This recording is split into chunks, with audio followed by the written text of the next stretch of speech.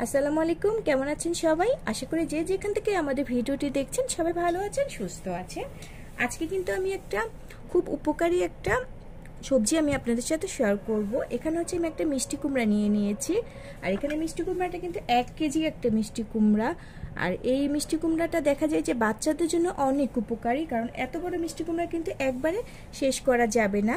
তাই এটা কিন্তু অল্প অল্প করে যদি আমরা বাচ্চাদের খিচুড়িতে ইউজ করে থাকি, অল্প অল্প করে সেটা ব্যবহার করতে হবে।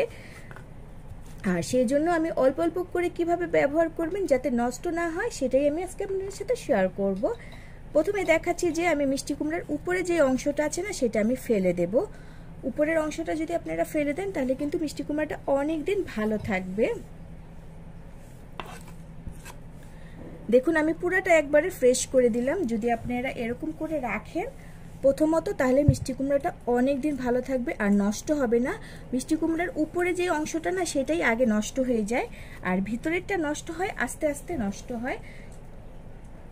দেখুন উপরের অংশেতে কিন্তু অনেক পরিমাণ পানি থাকে, সেজন্য উপরেটা তাড়াতাড়ি নষ্ট হয়ে যায়। আর এভাবে যদি প্রথমেই আনার পর উপরের অংশটা ফেলে দেন, দেখবেন অনেক দিন ভালো থাকে। আর যে কোনো ভাজিতেও কিন্তু আমরা এটা ইউজ করে থাকি, নিরামিষ থেকে নিয়ে সব কিছুতেই আমরা এই মিষ্টি কুমড়াটা ইউজ করি।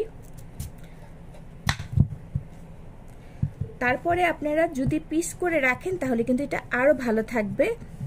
এভাবে রাখতে হবে। প্রথমত আপনারা উপরেটা ফেলে দিলেও কিন্তু হবে, অনেকদিন ভালো থাকবে। তারপর যদি আরো ভালো রাখতে চান, বাবুদের খাবারের জন্য বারবার না কেটে আপনারা একবারে কিন্তু এরকম একটা পিস করে ফেলতে পারেন। আর এক পিসে কিন্তু একটা বাচ্চার খিচুড়ির জন্য এনাফ, এর বেশি লাগে না। তারপরে আপনারা আপনাদের পরিমাণ মতন করে কিন্তু এটা কেটে ফেলতে পারেন।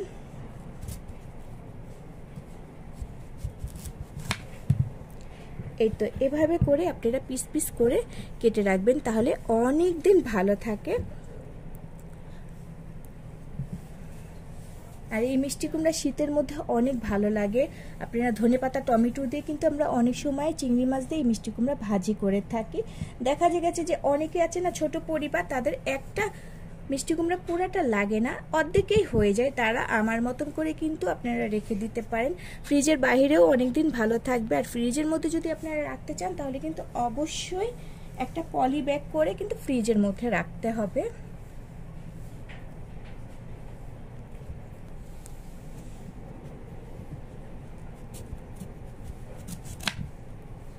আমি এরকম করে 4 পিস করে আমি মিষ্টি কুমড়াটা কেটে নিলাম। আপনারা আপনাদের পরিমাণ মতনই কেটে নেবেন, তাহলে অনেক দিন ভালো থাকবে। আর অবশ্যই কিন্তু নর্মাল ফ্রিজে রাখতে হবে। যদি নর্মাল ফ্রিজে রাখতে চান তাহলে অনেক দিন ভালো থাকবে আর নষ্ট হয় না।